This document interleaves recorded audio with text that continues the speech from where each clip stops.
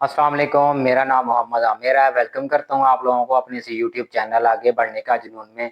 इसको सब्सक्राइब करें और बेल आइकन को भी लाजमी से प्रेस कर दें, जिससे मेरी हर आने वाली न्यू वीडियो आप लोगों को सबसे पहले मिल सकेगी।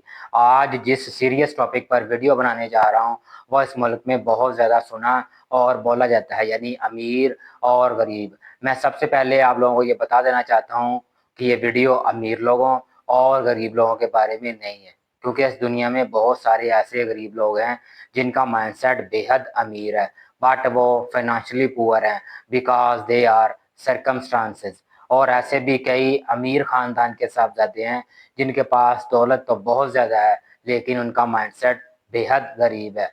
दुनिया में सारा का सारा खेल सिर्फ एक चीज़ का है, वो है माइंडसेट। इस वीडियो में आपको ये भी बता देना चाहता हूँ कि सिर्फ पैसा कमा लेना ही काफ़ी नहीं होता है, इसके लिए एक रिच माइंडसेट का होना बेहद ज़रूरी है। बहुत लोगों के पास बहुत ज़्यादा दौलत थी, लेकिन वो अपने पुअर माइंडसेट की वजह से दोबारा गरीब हो गए।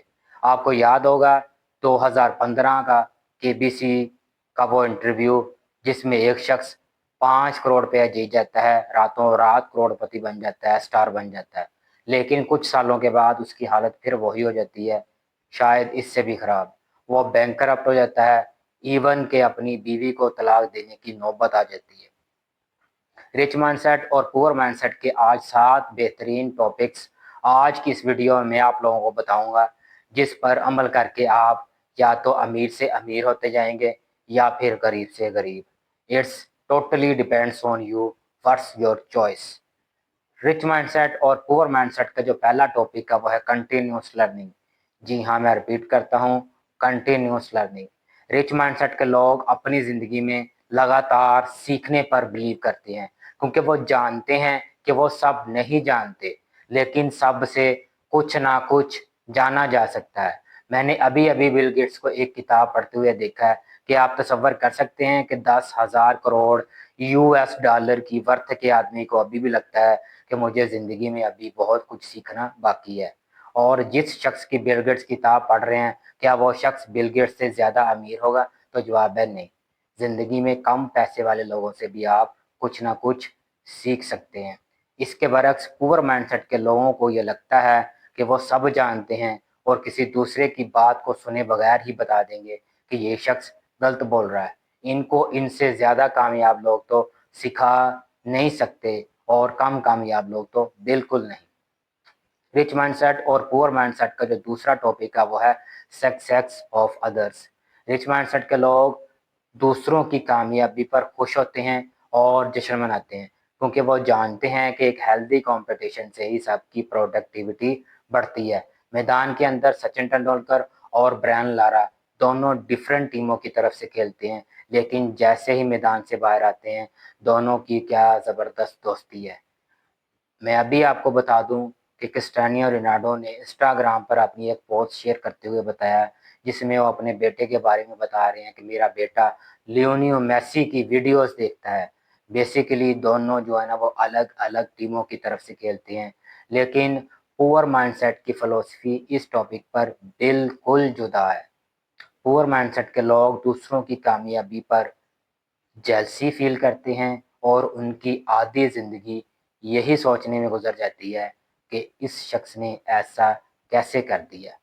रिच माइंडसेट और पुअर माइंडसेट का जो तीसरा टॉपिक है वो है कंफर्ट जोन। रिच माइंडसेट के लोग अपनी ज़िंदगी में कभी भी कंफर्टेबल नहीं होते। वो अपना एक टारगेट पूरा होते ही दूसरा टारगेट अपने लिए बना लेते हैं, क्योंकि वो जानते हैं कि आज अनकंफर्टेबल होना ज़रूरी है ताकि बाकी बची ज़िंदगी में कंफर्टेबल रह सकें। वो जानते हैं कि रुका हुआ पानी सड़ जाता है, इसमें बदबू आना शुरू हो जाती है। पानी की ये खूबी है कि इसको लगातार बहते रहना चाहिए। इसके बरक्स पुअर माइंडसेट के लोगों को आप एक अच्छा खाना और एक घटिया एंटरटेनमेंट देकर देखें कि वो अपने सारे एम्बिशंस को उठाकर खिड़की के बाहर फेंक देगा। कहते हैं good is the enemy of best. अच्छा बहुत अच्छे का दुश्मन है। अगर आप होंडा सिटी से मुतमिन हो जाएंगे तो आप लैंड क्रूजर की बात नहीं करेंगे। बात अगर रिच माइंडसेट और पुअर माइंडसेट की हो रही है तो यहाँ एक बुक ज़रूर पढ़ें, और मैं जानता हूँ कि हर कामयाब शख्स ने अपनी ज़िंदगी में इसको कभी ना कभी ज़रूर पढ़ा होगा। रॉबर्ट टी कियोसाकी की book rich dad poor dad. वापस ले जाता हूँ आपको अपने टॉपिक पर और बात करता हूँ चौथे टॉपिक की। रिच रिच माइंडसेट और पुअर माइंडसेट का जो चौथा टॉपिक है वो है dreams trivial philosophy. Rich mindset के लोग ड्रीम्स ट्रिवल होते हैं, वो लगातार अपने सपनों का पीछा करते रहते हैं। मैं अक्सर लोगों से पूछता हूँ कि दौलत कमाने की उनकी ख्वाहिश है या इरादा। सुनने में दोनों अल्फाज एक जैसे हैं, लेकिन दोनों में ज़मीन और आसमान का फ़र्क है। क्योंकि जब वक्त और हालात आपके हिसाब से नहीं होता, जब ज़िंदगी में चैलेंज आते हैं, तो ख्वाहिशें मर जाती हैं, इरादे और मजबूत हो जाते हैं। इसके बरक्स पुअर माइंडसेट के लोग सिचुएशन ट्रिवल्स होते हैं, ड्रीम्स ट्रिवल नहीं होते। क्योंकि जब वक्त और हालात इनके हिसाब से होते हैं, तो बड़ी बड़ी बातें करते हैं, बड़े बड़े प्लान बनाते हैं और बड़े बड़े ख्वाब देखते हैं। लेकिन जैसे ही ज़िंदगी ने कोई चैलेंज भेजा, जैसे ही गर्म हवा चली, जैसे ही मौसम चेंज हुआ, ये भी वहीं पे वापस लौट जाते हैं जहाँ से ये आए थे। इनके सपनों को मारने के लिए सिर्फ एक चैलेंज ही काफ़ी होता है। कंफर्ट जोन साथियों एक ऐसी जगह है जहाँ सपने जाते हैं और हमेशा के लिए मर जाते हैं। सेट और पुअर माइंडसेट का जो पांचवा टॉपिक है वो है big achievement need big time. जी हाँ, मैं रिपीट करता हूँ, big achievement need big time. Poor mindset के लोगों को कामयाबी फ़ौरन से चाहिए होती है। पुअर माइंडसेट के लोगों को कामयाबी मैगी की तरह लगती है कि जैसे मैगी 2 मिनट में तैयार हो जाता है, ऐसे ही हमें कामयाबी भी फ़ौरन से मिल जाए। लेकिन मैगी भी 2 मिनट में तैयार नहीं होता। ये लोग कामयाबी के लिए वक़्त नहीं देना चाहते। इनका वश नहीं चलता कि ये अपने बच्चे के लिए भी शायद 9 महीने का वेट ना करें। इसके बरक्स रिच माइंडसेट के लोग को इस बात का बखूबी अंदाज़ा होता है कि ताजमहल बनाना है तो 20 साल देने होंगे। इसके बारे में मैं आपको एक छोटी सी कहानी सुनाना चाहता हूँ। यूके में एक लड़की पावर पिकासो से मिली। पावर पिकासो को हेलो बोला, ग्रीट करने के बाद उनको बोली कि मैं आपकी बहुत बड़ी फ़ैन हूँ, सर क्या आप मेरे लिए कुछ ड्रॉ करेंगे? पावर पिकासो जो कि एक बेहतरीन और माहिर पेंटर थे, उन्होंने बोला जी व्हाई नॉट, क्यों नहीं। लड़की ने भागकर कहीं से एक पेंसिल और एक कागज़ लेकर आई और आकर पावर पिकासो को दिया। पावर पिकासो ने देखते ही देखते 30 सेकंड में हूबहू उस लड़की की तस्वीर उस कागज़ पर ड्रॉ करके उसको एज़ ए गिफ्ट दिया और उसको बोला मैडम, ये जो मैंने आपको आपकी तस्वीर 30 सेकंड में ड्रॉ करके दी है, इसकी कीमत 50 लाख रुपया है। उस लड़की को उस टाइम यकीन नहीं आया कि कैसे कोई शख्स सिर्फ 30 सेकंड में 50 लाख की पेंटिंग बना सकता है। उसने इसकी कीमत को मालूम करने के लिए करीबी पेंटिंग शॉप पर गई और पेंटिंग वाले से पूछा कि मैं ये पेंटिंग फ़रोख्त करना चाहती हूँ, इसकी क्या प्राइस लगाएंगे आप? पेंटिंग वाले ने जब पेंटिंग को देखा तो उसने बोला madam this is power Picasso painting, we can give you 50 lakhs rupees of this painting, कि ये पेंटिंग पावर पिकासो की है, हम आपको इस पेंटिंग के 50 लाख रुपया दे सकते हैं। उस लड़की को उस टाइम फिर भी यकीन नहीं आया कि कैसे कोई 30 सेकंड में जो है ना वो 50 लाख की पेंटिंग बना सकता है। अगर वो बना सकता है तो मैं भी पावर पिकासो से ये रिक्वेस्ट करूँगी कि मुझे भी 30 सेकंड में 50 लाख की पेंटिंग बनाना सिखा दे। 7 दिन के बाद दोबारा एक सेमिनार हुआ यूके में, तो लड़की दोबारा जो है ना वो उस सेमिनार में गई, पावर पिकासो को ग्रीट किया और बोला कि सर क्या आप मुझे पहचानते हैं? मैं 7 दिन पहले आपसे मिली थी, आपने मुझे ये मेरी पिक्चर जो है ना वो ड्रॉ करके दी है 30 सेकंड में, जिसकी कीमत जो है 50 लाख रुपया है। पावर पिकासो ने बोला जी हाँ, मैं जानता हूँ, क्योंकि मैंने ही ड्रॉ करके दी थी और मैं ये भी जानता हूँ कि इसकी कीमत जो है ना वो 50 लाख रुपए है, क्योंकि मैंने ड्रॉ की है। लड़की ने पावर पिकासो को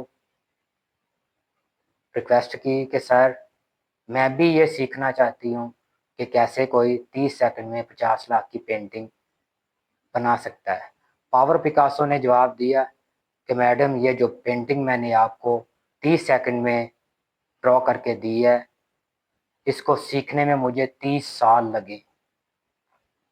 अगर आप मुझे 30 साल देने के लिए रेडी हैं तो मैं भी आपको सिखा सकता हूँ कि कैसे आप भी 30 सेकंड में 50 लाख की पेंटिंग जो है ना वो ड्रॉ कर सकती हैं। रिच माइंडसेट और पुअर माइंडसेट का जो छठा टॉपिक है वो है टीम वर्क।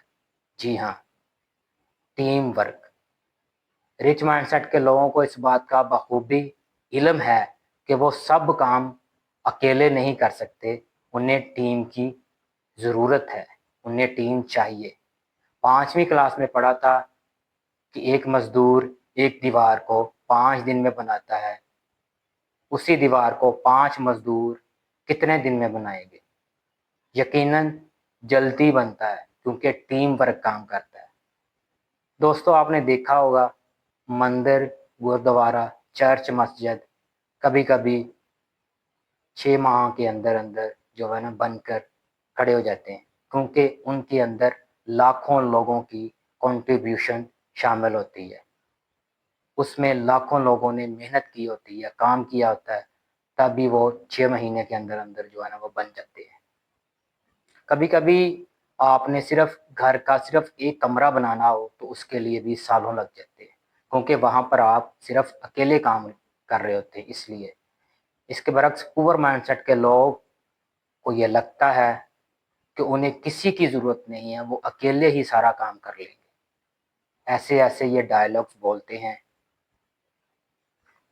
रिच माइंडसेट और पुअर माइंडसेट का जो 7वां टॉपिक है वो है रिस्क टेकिंग कैपेबिलिटीज़। गौर से देखें और सुनें, मैं आप लोगों को क्या बताना चाह रहा हूँ। Risk taking capabilities, risk taking capabilities. Rich mindset के लोग इन्वेस्टमेंट पर बिलीव करते हैं जबकि पुअर माइंडसेट के लोग सेविंग पर बिलीव करते हैं। पुअर माइंडसेट के लोग बोलते हैं लेट्स सेव मनी, जबकि रिच माइंडसेट के लोग बोलते हैं let's make money. Poor mindset के लोगों को ये लगता है कि सेविंग करके ही अमीर बना जा सकता है, लेकिन इसके बरक्स रिच माइंडसेट के लोगों को इस बात का बड़े अच्छे तरीके से अंदाज़ा होता है कि पैसे बचा के नहीं बल्कि लगा के बढ़ते हैं। यहाँ आप कंफ्यूज ना हो, बचाना ज़रूरी है लेकिन बचाते रहना है। इन्वेस्टमेंट कीजिए क्योंकि इन्वेस्टमेंट करने से ही आप करोड़पति बन सकते हैं। आपने देखा होगा कई ऐसे कंट्रीज़ हैं जहाँ पर आपको अपने अकाउंट पर पैसे रखने पर कोई बेनिफिट नहीं दिया जाता है। इसके बरक्स आपको उस अकाउंट को यूज़ करने पर चार्जिंग फ़ीस यूज़ की जाती है। वो कहते हैं कि आप हमारा ये अकाउंट यूज़ कर रहे हैं, इसकी हमें चार्जिंग फ़ीस दें। तो ये जो मैंने आप लोगों को 7 बेहतरीन टॉपिक्स बताए हैं, इनसे पता चल जाएगा कि आपका माइंडसेट रिच है या पुअर। आप मेरे इस चैनल को ज़रूर सब्सक्राइब करें, बेल आइकन को भी लाजमी से प्रेस कर दें। मिलते हैं किसी नए वीडियो में, तब तक अल्लाह हाफ़िज़।